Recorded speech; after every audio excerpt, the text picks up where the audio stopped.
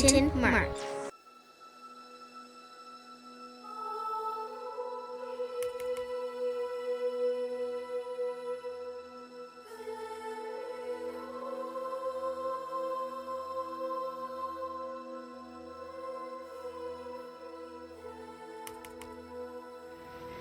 Why does it look like it might be the year of the ballot or the bullet?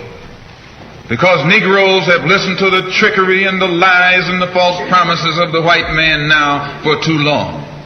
And they're fed up. They've become disenchanted. They've become disillusioned. They've become dissatisfied. And all of this has built up frustrations in the black community that makes the black community throughout America today more explosive than all of the atomic bombs the Russians can ever invent. Whenever you got a racial powder keg sitting in your lap, you're in more trouble than if you had an atomic powder keg sitting in your lap. When a racial powder keg goes off, it doesn't care who it knocks out the way. Understand this, it's dangerous. And in 1964, this seems to be the year. Because what can the white man use now to fool us? After he put down that march on Washington, and you see all through that now, he tricked you, had you marching down to Washington. Yes, had you marching back and forth between the feet of a dead man named Lincoln and another dead man named George Washington, singing "We Shall Overcome." He made a chump out of you. He made a fool out of you. He made you think you were going somewhere and you end up going nowhere but between Lincoln and Washington.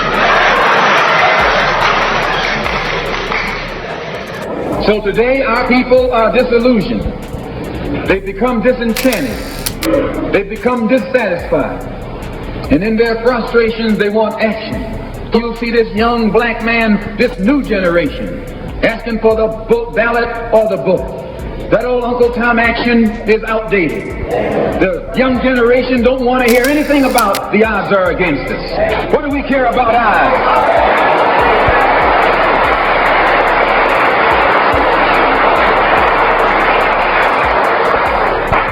When this country here was first being founded, there were 13 colonies. The whites were colonized. They were fed up with this taxation without representation. So some of them stood up and said, liberty or death. Though I went to a white school over here in Mason, Michigan. The white man made the mistake of letting me read his history books.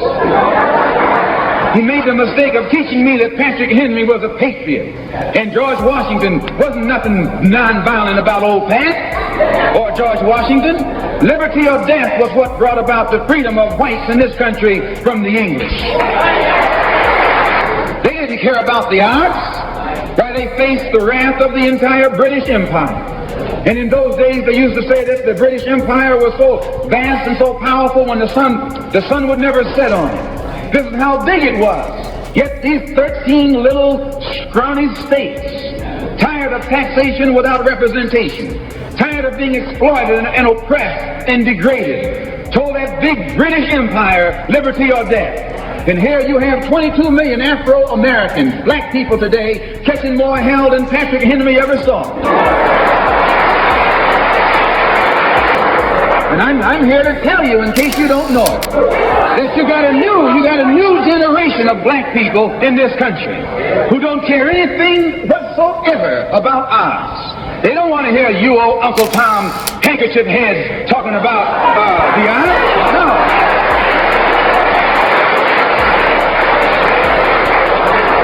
This is a new generation. If they're going to draft these young black men and send them over to Korea or South Vietnam to face 800 million Chinese. If you're not afraid of those odds, you shouldn't be afraid of these odds.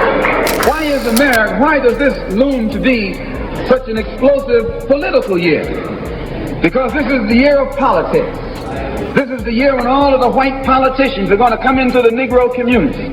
You never see them until election time. You can't blame them until election time. They're going to come in with false promises.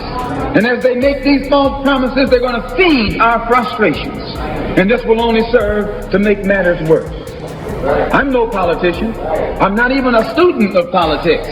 I'm not a Republican, nor a Democrat, nor an American, and got sense enough to know it. I'm one of the 22 million black victims of the Democrats. One of the 22 million black victims of the Republicans, and one of the 22 million black victims of Americanism.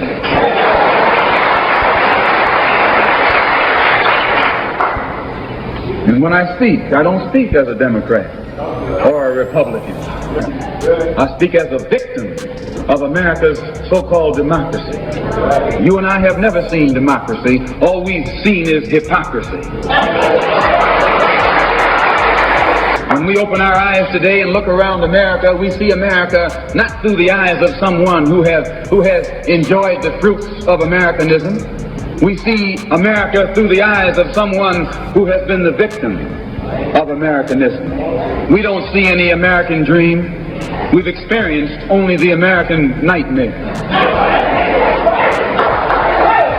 We haven't benefited from America's democracy. We've only suffered from America's hypocrisy. And the generation that's coming up now can see it and are not afraid to say it. If you go to jail, so what? If you're black, you were born in jail. 22 million black victims of Americanism are waking up, and they're gaining a new political consciousness, becoming politically mature. And as they develop this political maturity, they're able to see the recent trends in these political elections. They see that the whites are so evenly divided that every time they vote, the race is so close, they have to go back and count the votes all over again. And which means that any block, any minority that has a block of votes that stick together is in a strategic position. Either way you go, that's who gets it. You're in a position to determine who go to the White House and who stay in the doghouse.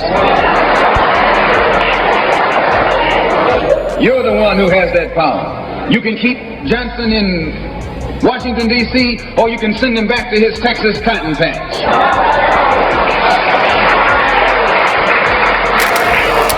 You're the one who sent Kennedy to Washington. You're the one who put the present Democratic administration in Washington, D.C. The whites were evenly divided. It was the fact that you threw 80% of your votes behind the Democrats that put the Democrats in the White House.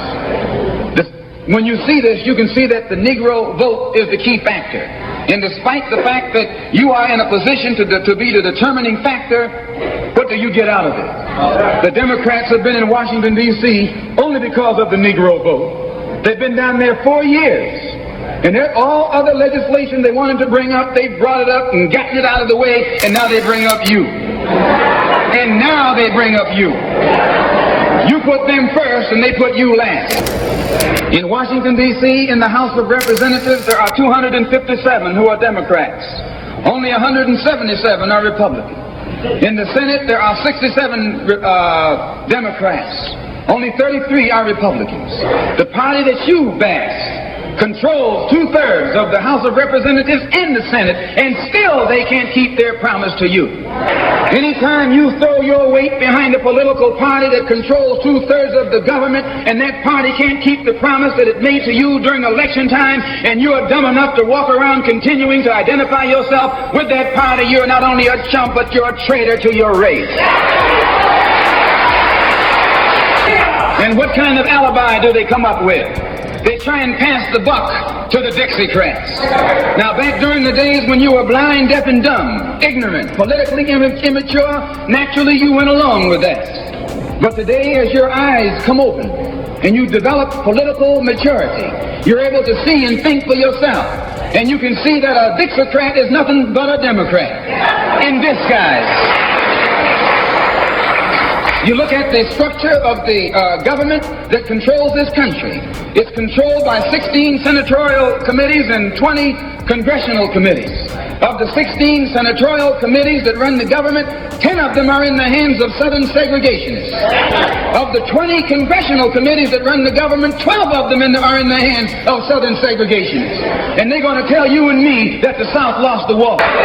You today are in the hands of a government of segregationists, racists, white supremacists who belong to the Democratic Party but disguise themselves as Dixiecrats. A Dixiecrat is nothing but a Democrat.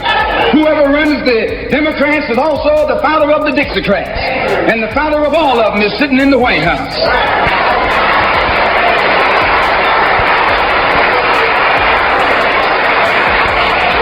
I say, and I say it again, you got a president who's nothing but a Southern segregationist.